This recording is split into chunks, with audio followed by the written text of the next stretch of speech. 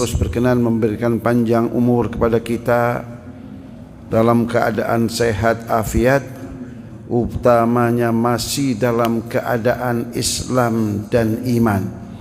Semoga nilai-nilai keislaman kita ini, nilai-nilai keimanan kita ini akan terus menyertai kita hingga kita tutup usia menghadap Allah. Karena itulah satu-satunya nilai yang dituntut oleh Allah dari diri kita, seraya Allah berfirman, "Wala tamutunna illa wa antum muslimun." Janganlah kalian sekali-kali meninggalkan dunia yang fana ini terkecuali membawa predikat sebagai orang-orang Islam. Itu yang dituntut oleh Allah dari diri kita. Semoga senantiasa Allah akan memelihara nilai-nilai keislaman dan keimanan kita. Salawat serta salam marilah senantiasa kita senandungkan, kita baca, untuk itu kita haturkan keharibaan baginda Rasulullah sallallahu alaihi wasallam, seraya kita berharap kepada Allah semoga berkat senandung salawat yang kita baca dan kita haturkan keharibaan beliau, niscaya Allah Subhanahu wa taala akan masukkan kita kelak di hari kiamat, masuk ke dalam golongan orang-orang yang berbahagia yang kelak akan mendapatkan syafaat Nabi-Nya Muhammad sallallahu alaihi wasallam. Amin ya rabbal alamin. Ma'asyiral hadirin hadirat, bapak-bapak, ibu-ibu sekalian yang dirahmati oleh Allah, sambil menunggu waktu isyraq nanti, kita niat i'tikaf sekaligus kita niat tafaqquh fiddin. Kembali Allah berikan kesempatan kepada kita untuk mendalami akan nilai-nilai agama kita. Harapannya semoga dengan bertambahnya ilmu pengetahuan agama kita, Allah akan tambah pula nilai-nilai keimanan dan ketakwaan kita kepadanya. Amin ya rabbal alamin. Kembali kita diberikan kesempatan oleh Allah untuk mewarisi warisan-warisan baginda Rasulullah sallallahu alaihi wasallam. Kali ini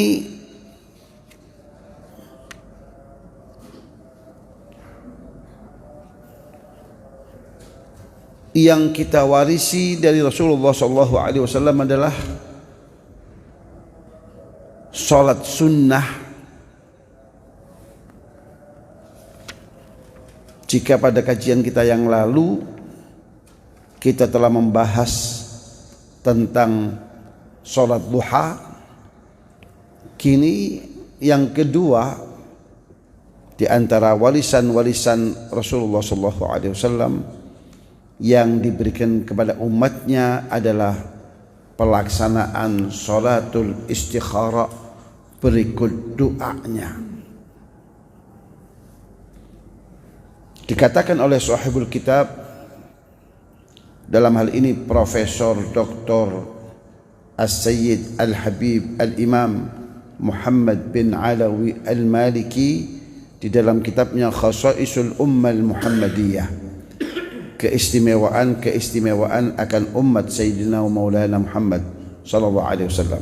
Dikatakan, wa fit Tirmidzi an Sa'd bin Abi Waqqas radhiyallahu ta'ala anhu anna Rasulullah sallallahu alaihi wasallam qala min sa'adati ibni Adam kathratu istikharatillahi wa ridahu bima qadallahu lah, wa min syaqawati ibni Adam tarkuhu istikharatallahi wa sukhtuhu bima qadalah. Dikatakan sebagaimana tertera di dalam kitab Sunan Al-Imam At-Tirmidzi. Sunan Tirmidzi ini salah satu kitab penting di dalam agama kita. Di dalam agama kita sumber hukum itu yang besar ada dua. Yang pertama Al-Quran, Yang kedua, as-sunnah. Sunnah itu adalah apa yang telah ditinggalkan oleh Rasul sallallahu alaihi wasallam. Apa yang pernah dikatakan oleh beliau, apa yang pernah diperbuat oleh beliau, apa yang pernah dilakukan oleh para sahabat di hadapan beliau dan beliau tidak melarangnya, itu adalah sunnah. Nah, sunnah ini yang diantara yang mewadahinya ada kitab 6 yang paling kesohor. Kitab 6 ini yang sudah diakui oleh para ulama sedunia sejak dahulu kala, yang menampung sunnah-sunnah Rasulullah sallallahu alaihi wasallam.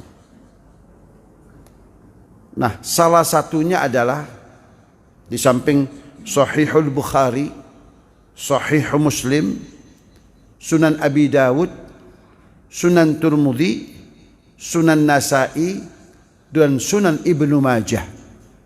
6 kitab ini adalah yang menampung dan mewadahi sunnah-sunnah baginda Rasulullah sallallahu alaihi wasallam.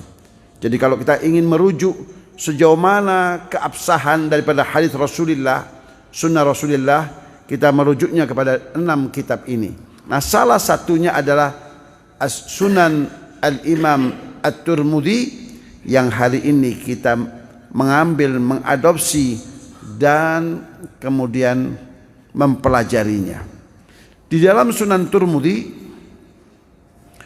tertera sebuah hadis baginda Rasulullah sallallahu alaihi wasallam yang periwayatannya itu mengacu kepada periwayatan yang bersumber dari seorang sahabat Rasulullah yang bernama Sa'ad ibni Abi Waqqas.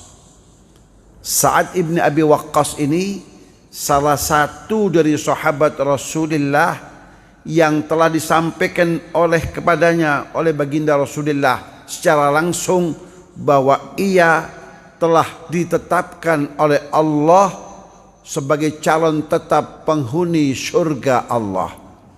Jadi kalau dalam sejarah Islam itu kita mengenal al-asyarah al-mubasysyirina bil jannah. Ada 10 orang yang pernah Rasul sallallahu alaihi wasallam sampaikan secara langsung kepada mereka dalam satu waktu. Itu ada 10 orang. Kalau yang bukan dalam satu waktu banyak. Nah, menjadi kondang kenapa? Karena mereka ini diucapkan oleh Rasul sallallahu alaihi wasallam dalam satu waktu. Salah satunya adalah sahabat yang bernama Sa'ad bin Abi Waqqas. Kalau yang enggak secara langsung, Rasul sallallahu alaihi wasallam telah mengatakan semua umatku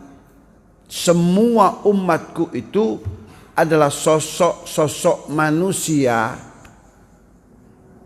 yang layak dan pantas untuk menghuni surga Allah.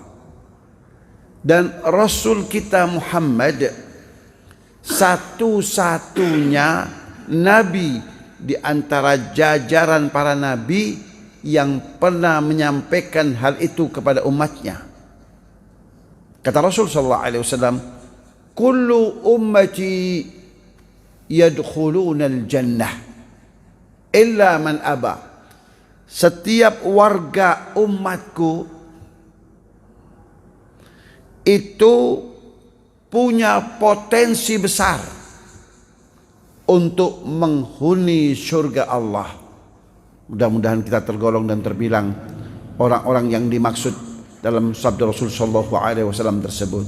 Amin ya rabbal alamin. Kata Rasul, illa man aba, kecuali ada orang ditawari masuk surga tapi yang bersangkutan menolak. Diperintahkan oleh Rasul masuk surga tapi dibilang enggak, terima kasih, saya enggak butuh surga Allah. Aneh enggak orang ini? Aneh tidak, Pak? Amat sangat aneh. Oleh karenanya Rasul sallallahu alaihi wasallam saat menyampaikan hal itu kecuali ada orang-orang yang menolak tatkala aku persilahkan masuk surga. Para sahabat penasaran, siapa orang-orang dungu, bodoh dan bungul. Ya, kalau nggak ngerti bodoh, ya bungul. Ya, orang bungul ditawarin masuk surga tapi dia menolak. Qalu wa man ya'ba ya Rasulullah. Siapa orang bodoh yang tatkala engkau tawarkan dirinya untuk masuk surga, dia menolaknya?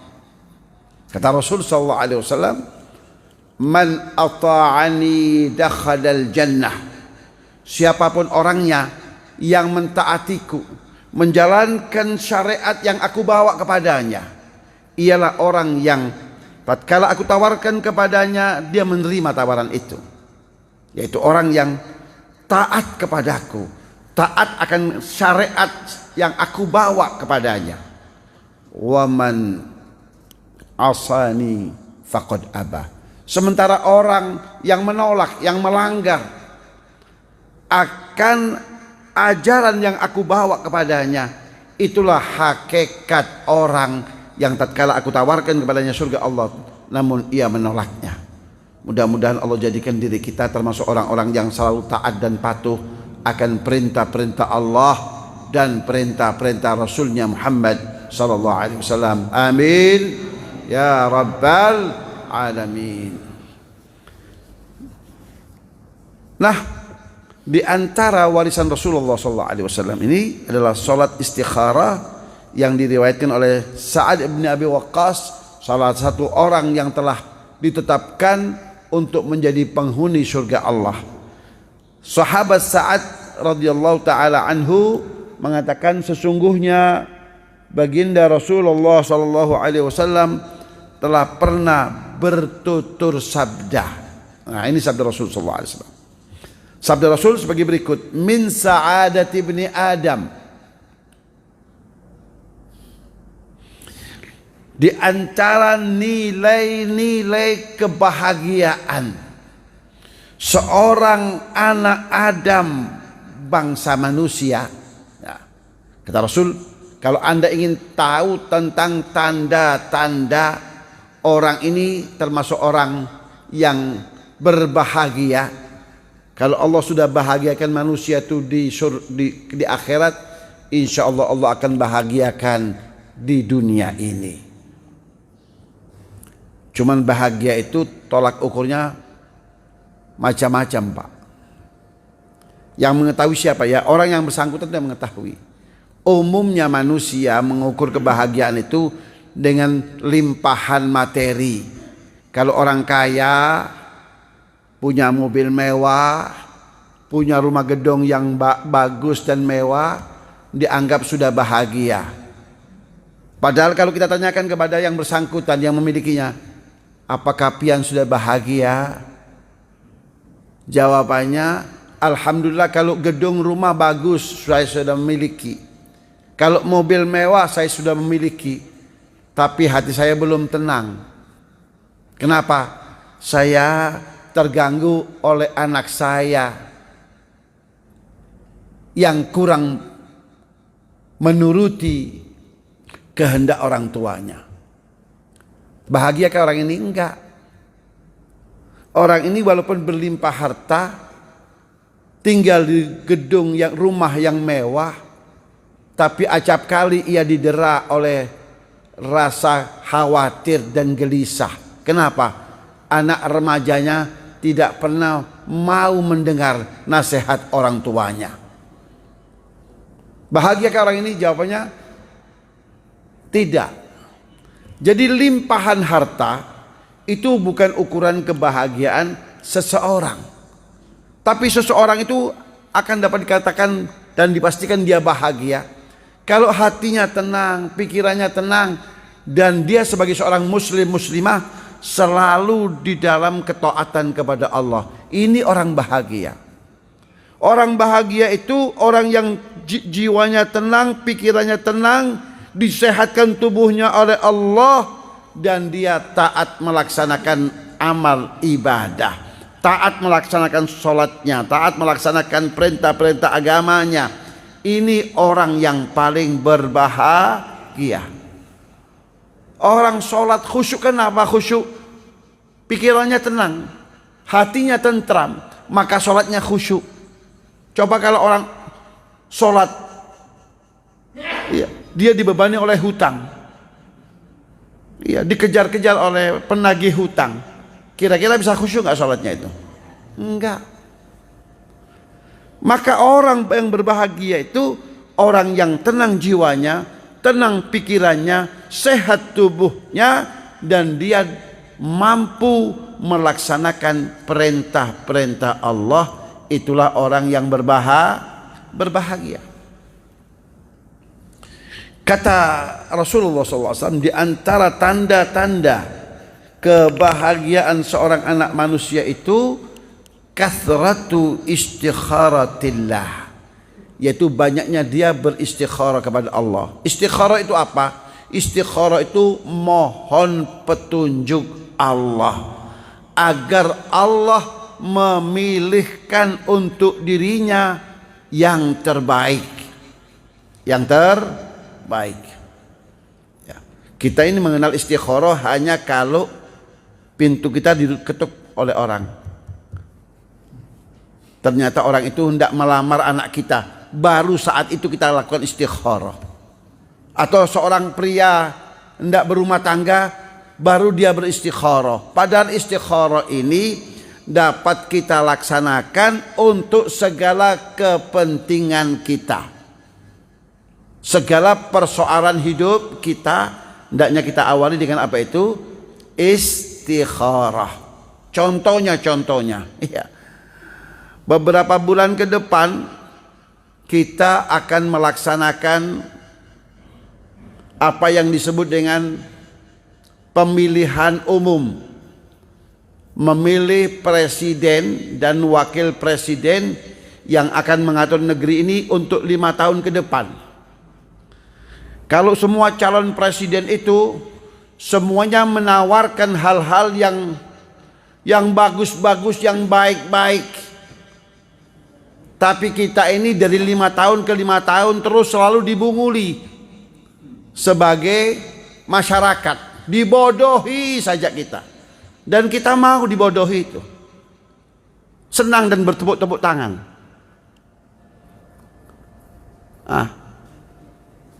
Beberapa bulan ke depan, tahun 2024, kita akan melakukan pesta demokrasi. Itu istilahnya pesta demokrasi, memilih pemimpin untuk negeri ini, presiden dan wakil presiden.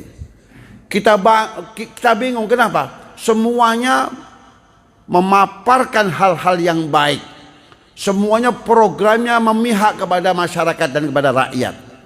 Semuanya bicaranya manis.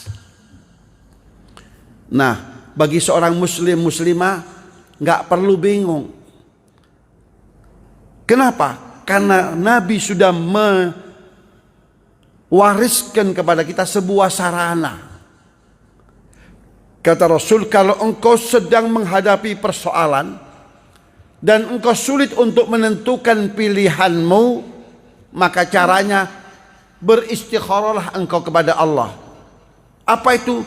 Salat sunat 2 rakaat, lalu memohon petunjuk kepada Allah Subhanahu wa ta'ala. Nah, setelah itu kita mantapnya hati ini kemana? Itulah insya Allah pilihan Allah, dan insya Allah kita tidak akan pernah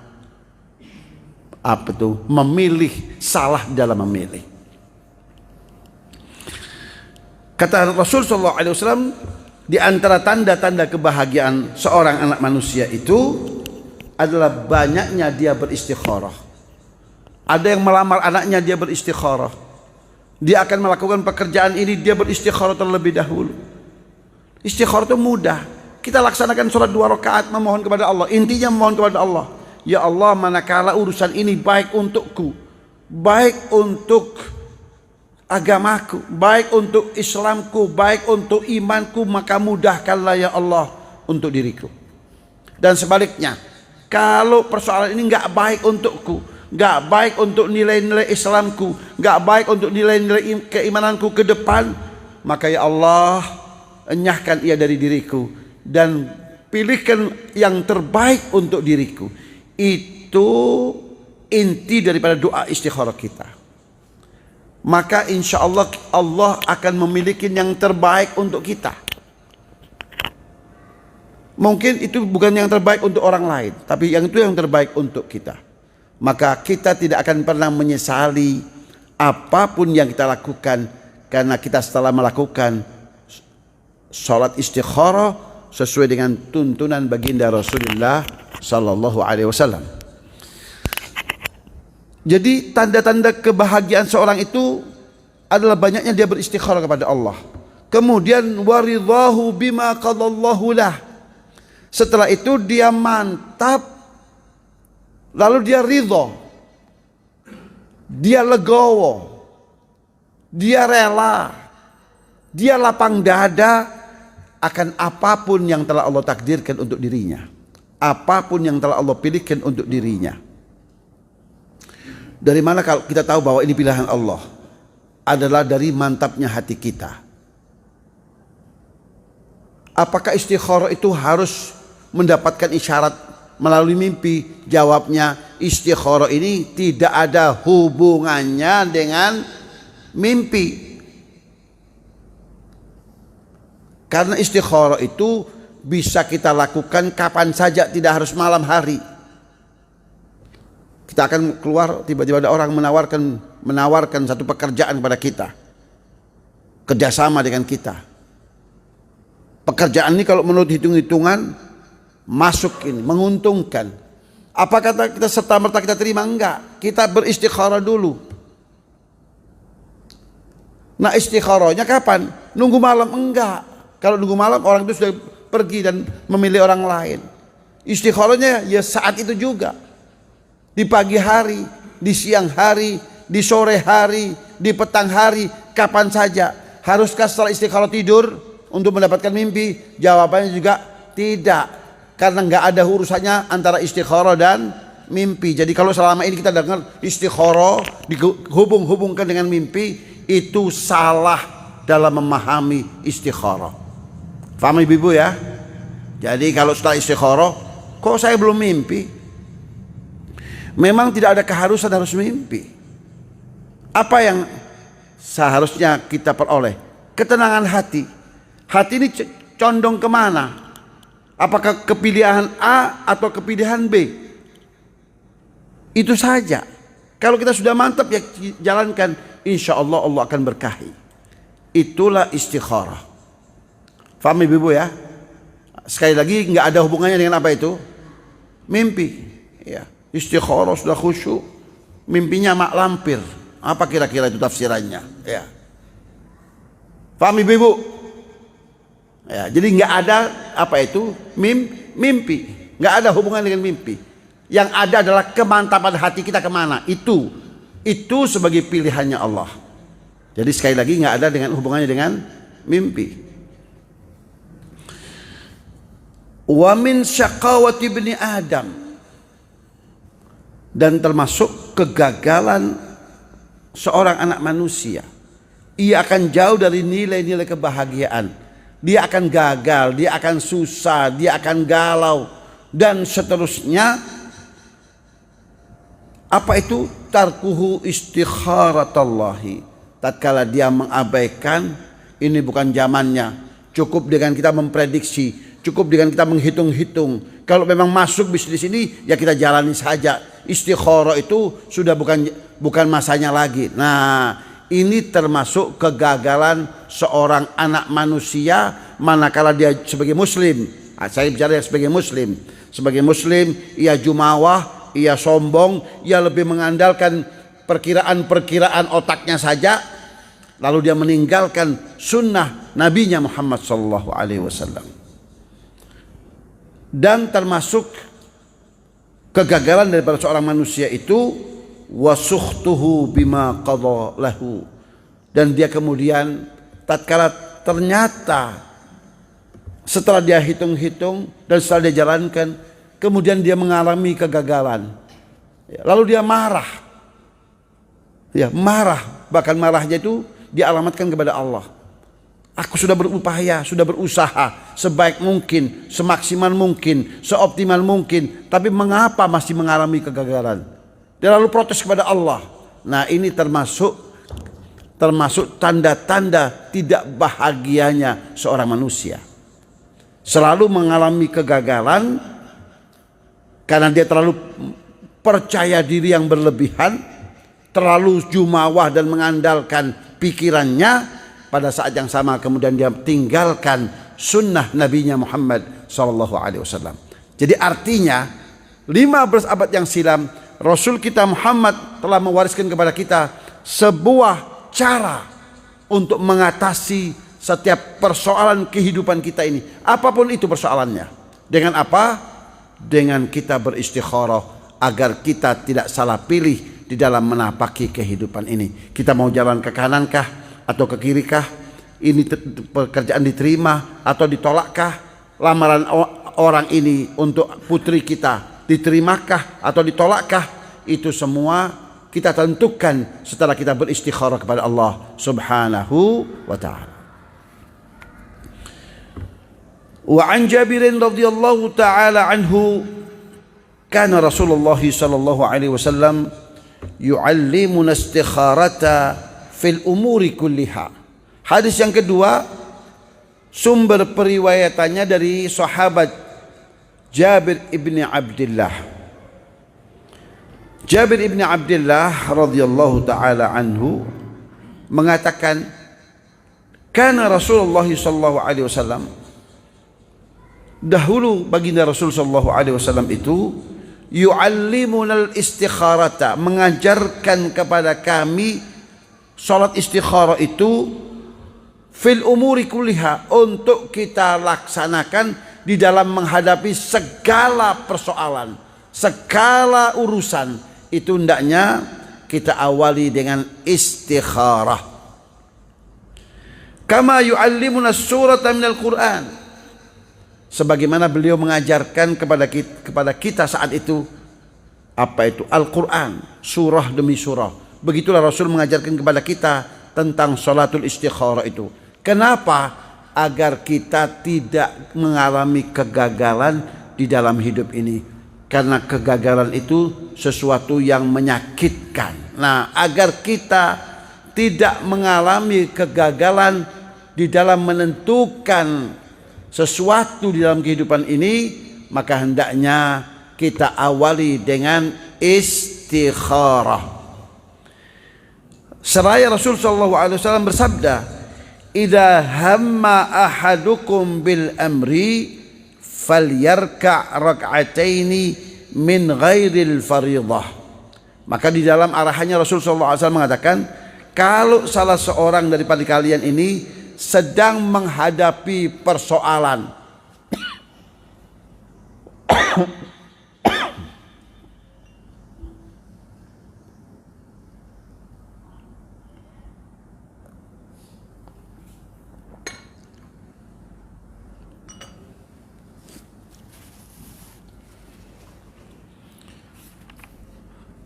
maka sebaiknya sebelum ia menentukan pilihannya kepada persoalan yang sedang dihadapi itu, hendaknya dia falyarka rakaatain, hendaknya dia melaksanakan sholat sunnah 2 rakaat. Sekali lagi, 2 rakaat sholat ini sifatnya sunnah, min ghairil fariḍah, bukan sholat wajib.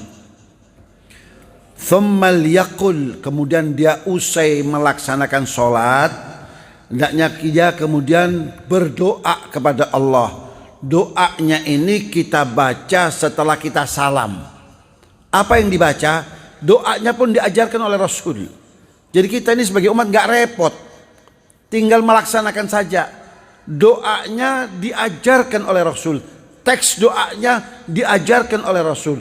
Kalau saya, Pak Ustadz, saya nggak hafal doanya, boleh nggak doa dengan bahasa Indonesia? Oh, silakan saja, boleh-boleh saja, baik-baik saja. Tapi afdolnya adalah kalau kita membaca doa yang diajarkan oleh baginda Rasulullah SAW. Mengerti Ibu ya? Ya, saya nggak bisa bahasa Indonesia Ustaz, pakai bahasa Banjar. Monggo silakan pakai bahasa Banjar. Ya, mau bahasa Banjar, mau bahasa Keharingan, monggo silakan. Ya. Karena Allah lah pencipta bahasa-bahasa itu. Nah, apa yang dibaca?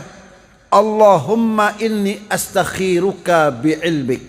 Ya Allah, ya Tuhanku, ini hamba ini yang sedang menghadapi persoalan, astakhiruka bi'ilmik. Aku memohon agar engkau memilihkan untukku sesuai dengan pengetahuanmu ya Allah. Aku bodoh tapi engkau zat yang maha mengetahui segala-galanya. Maka aku memohon agar engkau memilihkan untukku sesuai dengan ilmu pengetahuanmu. Wa astakdiruka bikudratik. Dan aku mengandalkan kekuasaanmu. Maka aku memohon petunjuk kepadamu dengan mengandalkan kekuasaanmu itu, agar engkau pilihkan aku yang terbaik. Wa as'aluka min fadlikal azim. Dan aku senantiasa memohon kepadamu ya Allah dengan karuniamu yang agung. Fa innaka taqdiru wa la aqdir. Sungguhnya engkau maha kuasa sementara aku tidak kuasa apa-apa. Engkau maha kuasa sementara aku tidak bisa apa-apa. Wa ta'lamu wa la a'lam. Dan engkau adalah zat yang maha mengetahui sementara aku tidak. Apakah calon suami anakku ini orang yang ideal untuknya? Kalau menurut tampilannya hari ini, ya parlente. Kalau menurut tampilannya hari ini, dia cukup menjanjikan. Tapi kan banyak sekali itu merupakan tipuan-tipuan. Iya, baju sampai sepatunya ternyata dia sewa atau pinjam punya teman. Iya. Kita sudah, mata kita silo melihat tampilan calon menantu anak kita. Ternyata itu nggak bagus, nggak baik. Maka aku mengandalkan ilmu pengetahuanmu, di mana engkau maha mengetahui sementara aku tidak mengetahui apa-apa. Wa anta 'allamul ghuyub. Engkaulah yang maha mengetahui akan hal-hal yang gaib itu. Kalau manusia tidak mengetahui hal-hal yang gaib sehingga mudah tertipu, mudah dibujuk dan dirayu, sementara Allah maha mengetahui akan hal-hal yang gaib. Allahumma in kunta ta'lamu anna hadzal amra khairun li, ya Allah, engkau yang maha mengetahui tentang persoalan ini. Kalau persoalan ini khairun li, itu baik untukku, fi dini, baik untuk agamaku. Artinya kalau saya menerima pekerjaan ini, sholat saya tidak akan keteter. Ada pekerjaan, jabatannya bagus, gajinya tinggi, tapi kalau diterima, sholatnya akan digeser-geser. Kemungkinan dia tidak bisa melaksanakan sholat tepat waktu. Boleh jadi dia akan meninggalkan sholat. Nah, ini baik untuk pendapatan duniawi, tapi tidak baik untuk nilai agamanya.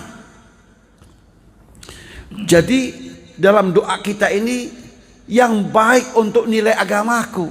Karena yang kita bawa itu ibu-ibu nanti kalau kita menghadap Allah, bukan uang, bukan duit, bukan rumah, bukan mobil, bukan jabatan dengan segala atribut yang pernah menempel di bahu kita. Bukan itu. Tapi yang kita bawa menghadap Allah itu adalah amal soleh kita, iman kita, Islam kita, bukan pangkat kita, bukan jabatan kita, bukan harta benda kita. Tapi sekali lagi adalah yang kita bawa iman kita. Buat apa kita mendapatkan tumpukan duit, tapi pada saat yang sama iman kita menjadi keropos, iman kita menjadi buruk. Jadi doa kita adalah, kalau persoalan ini khairun li, baik untukku, fi dini, baik untuk nilai-nilai agamaku, wa ma'ashi, dan baik untuk kehidupanku, baik untuk kehidupan keluargaku, baik untuk perekonomian keluargaku. Ini yang kedua, ibu-ibu. Tapi yang pertama adalah agama. wa aqibati amri, dan juga baik dampaknya untuk diriku ke depan. Au qala ajili amri wa ajilihi, urusan ini kalau aku terima akan berdampak baik untuk diriku, baik untuk saat ini, wa ajili, maupun untuk saat nanti. Maka faqdurhu li, takdirkan ia untukku, wa yassirhu li, dan mudahkan ia untukku, untuk aku menggapainya, untuk aku menerimanya, untuk aku mendapatkannya. Thumma barik li fihi, kemudian berkahi aku ya Allah di dalam pekerjaan baruku ini. Akan tetapi sebaliknya, wa in kunta ta'lamu anna hadzal amra, tetapi sebaliknya ya Allah, kalau engkau mengetahui bahwa persoalan ini syarrun li, buruk untukku, fi dini, akan berdampak buruk untuk agamaku. Kalau aku terima, memang aku terima duit banyak, tapi sholatku menjadi menurun, nilai keislamanku menjadi menurun. Kenapa? Karena di pekerjaan tempat yang baru itu mengharuskan aku untuk menservis tamu. Tamu itu kadang-kadang orang asing.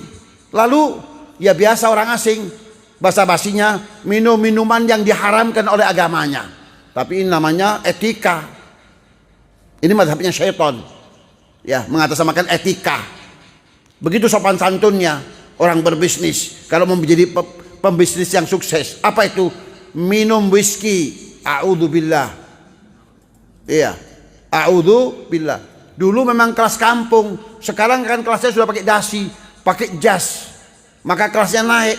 Benar, kelasnya naik di mata syaitan, tapi jatuh di mata Allah. Untuk apa? Paham ibu ya? Ini penting. Kadang-kadang kita nggak sadar, kadang-kadang kita terbius karena pekerjaan dan pendapatan tadi itu.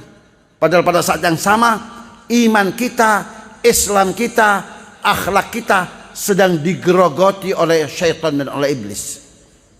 Maka jika demikian, kalau persoalan ini buruk untukku, buruk untuk agamaku, buruk untuk kehidupanku ke depan, baik yang bersifat kekinian maupun yang bersifat nanti, fasrifhu anni, maka enyahkan ia dari diriku, wasrifni anhu, dan jauhkan diriku dari persoalan ini, waqdur liyal khaira, dan takdirkan untukku hal yang terbaik. Lalu memohon kepada Allah agar Allah memilihkan kepada kita hal yang terbaik. Jadi datang seorang laki-laki misalnya melamar anak kita, dari tampilannya sih oke, ya, dari tutur katanya sih oke, tapi ternyata itu hanya kepalsuan. Maka yang seperti ini jauhkan dari diri kami ya Allah, dan jauhkan kami dari orang itu. Lalu takdirkan untuk kami, untuk putri kami, untuk anak kami, untuk keluarga kami hal yang terbaik. Haitsukan, apapun itu wujudnya, ya nggak harus menerima orang ini. Mungkin Allah akan ganti dengan pria lain, mungkin Allah akan ganti dengan pekerjaan yang lain. Yang terpenting itu yang terbaik untuk kami. Tsumma raddini bihi, kemudian berikan ketenangan untuk hati ini, untuk dapat kiranya menerima apa yang engkau takdirkan untuk diri kami. Maka kita akan merasakan ketenangan, merasakan kenyamanan setelah kita beristikharah. Walaupun tetangga kita mengatakan sampean ini bodoh, itu calon menantu yang ideal, iya, pekerjaannya menjanjikan, pasti masa depannya cemerlang. Nah, kita akan tetap tenang, nggak ngaruh pendapat dan ocehan tetangga kanan dan kiri kita tadi itu. Kenapa? Karena Allah telah mantapkan hati kita, Allah telah tenangkan pikiran kita. Itu kalau kita melaksanakan apa yang telah disunnahkan oleh baginda Rasul Muhammad sallallahu alaihi wa ala alihi wa sahbihi wasallam. Oleh karenanya orang yang melaksanakan sunat istikharah ini, dia tidak akan pernah merugi. Nah, Mudah-mudahan dengan paparan sederhana ini akan tergugah kesadaran kita untuk memaksimalkan dan mengoptimalkan warisan baginda Rasul Muhammad SAW, yaitu berupa sholat istikharah, hingga dalam kehidupan ini kita tidak akan pernah mengalami kegagalan. Amin ya rabbal alamin. Mudah-mudahan ilmu yang kita pelajari hari ini dijadikan oleh Allah ilmu yang barakah dan bermanfaat, dan harapannya seiring dengan bertambahnya ilmu akan bertambah pula nilai-nilai keislaman, keimanan dan ketakwaan kita kepada Allah Subhanahu wa taala. Amin ya rabbal alamin. Karena telah masuk waktu isyraq, maka mari kita laksanakan salat sunnatul isyraq berjamaah. Wassalamualaikum warahmatullahi wabarakatuh.